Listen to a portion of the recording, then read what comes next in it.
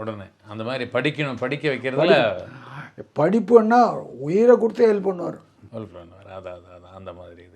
இப்போ வந்து வேல்டெக்ஸ் ரோட்லேருந்து 1938 1952 வரைக்கும் 14 வருஷம் 14 வருஷம் உங்கள் வீட்டில் இருந்திருக்காருங்க. சரி, அப்புறம் தலைவரோட அண்ணன் வீட்டில் கூட உங்களுக்கு நல்ல பழக்கம், சக்கரபாணி அவங்க வீட்டோடையும்? அவங்க வீட்டோட ரொம்ப பழக்கம். பட் இருந்தாலும் அவங்க வீட்டில் ரொம்ப குறைவாக தான் போவோம். எம்ஜிஆர் ஏன்னா எங்களுக்கு மெயின் ப்ளஸ் பாயிண்ட் என்னடா ஜானகி அம்மா. ஜானகி அம்மா வந்து சொந்த தம்பி மாதிரி பார்த்ததுனால அந்த வீட்டில் நம்மளுக்கு ஒரு ராயலாக போய் எல்லாம் பண்ணுவோம். இந்த வீட்டுக்கு போவோம், அம்மாவோட போய் பார்ப்போம். பட் இருந்தாலும் அந்த வீட்டுக்கு போகிற மாதிரி இந்த வீட்டுக்கு ரொம்ப போக மாட்டோம். அதுதான். பட் இந்த வீட்டு பிள்ளைங்க கல்யாணம் எதுவாக இருந்தாலும் எங்களுக்கு கரெக்ட் தனியாக ஒரு அழைப்பு வந்துடும்.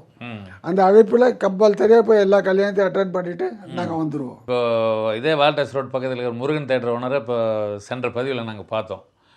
அவங்களும் வந்து அவர் ரொம்ப வசதியானால தலைவர் எதாவது ஹெல்ப் பண்ணுறதுனா கூட வாங்க மாட்டோம், நான் இந்த அன்புக்கு விலகு வராதிங்கன்னு சொல்லுங்கள். நீங்களும் பார்த்தீங்கன்னாக்கா உங்கள் வீட்டில் புரட்சி தலைவர் குடியிருந்துருக்கிறாரு. அவர் முதலமைச்சரானது நீங்கள் நினச்சிருந்தா போய் கேட்டிருந்தா அவர் மெட்ராஸில் என்ன வேணால் செஞ்சுருக்கலாம்.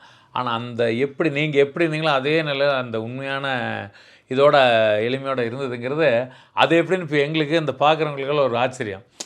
ஒன்று ஞாபகம் வச்சுக்கோங்க, நாங்கள் வந்து புரட்சி தலைவரோட கூட இருந்தமே தவிர கிட்டத்தட்ட அவரால் வளர்க்கப்பட்டவங்க. ஸோ அவருடைய குணங்கள் எங்கள் மேலே பாதிச்சிருக்கோம் இல்லையா? அவர் எப்படி இருந்தாரோ அதே மாதிரி தான் நாங்களும் இருந்தோம். டிஸ்டன்ஸ் மெயின்டைன் பண்ணுவோம், மரியாதையை மெயின்டைன் பண்ணுவோம். இக்காரணத்தை பண்ணிட்டோம், புரட்சி தலைவருக்கு தொந்தரவு கொடுக்குற எந்த விவகாரங்களும் செய்ய மாட்டோம். இது வரைக்கும் நீங்கள் எங்கேயுமே சொன்னதே இல்லையா? எங்கே ஒரு பேட்டியோ ஒரு தான் எங்கள் வீட்டில் தான் எம்ஜிஆர் இருந்தார் அப்படி இப்படின்லாம் நீங்கள் எங்கேயுமே சொன்னது? அதாவது காலேஜ் படிக்கிற சைடில் கூட ஒரு 2-3 பேரை தவிர வேறு யாருக்கும் தெரியாது. நீங்களும் வெளிலலாம் முருகோடியில் போகிற சமயத்தில் ஒரு ஃபங்க்ஷன் அதில் ஒரு கேள்வி கேட்குறாங்க. அப்போ புரட்சி தலைவரை பற்றி எங்கள் வீட்டில் இருந்ததை பற்றி நான் நீங்கள் ஒரு டிவி நிகழ்ச்சியில் அதாவது நடிகர் அரவிந்த் சாமி அப்போ போய் நாங்கள் வின் பண்ணுறோம். நான் 12.5 லட்சம் வின் பண்ணுறேன். ஆட்டேங்கப்பா. அந்த அந்த அந்த ஃபங்க்ஷனில் தான் எம்ஜிஆரை பற்றி சொல்கிறேன். சன் டிவியா விஜய் டிவிங்களாங்க? அது விஜய் டிவியா. அவரை பற்றி சொல்கிறேன். அப்போ தான் என் ஃப்ரெண்ட்ஸுங்களுக்கு நிறைய பேர் அமெரிக்காவிலேருந்து என் ஃப்ரெண்டு ஒருத்தர் ஃபோன் பண்ணுறான்.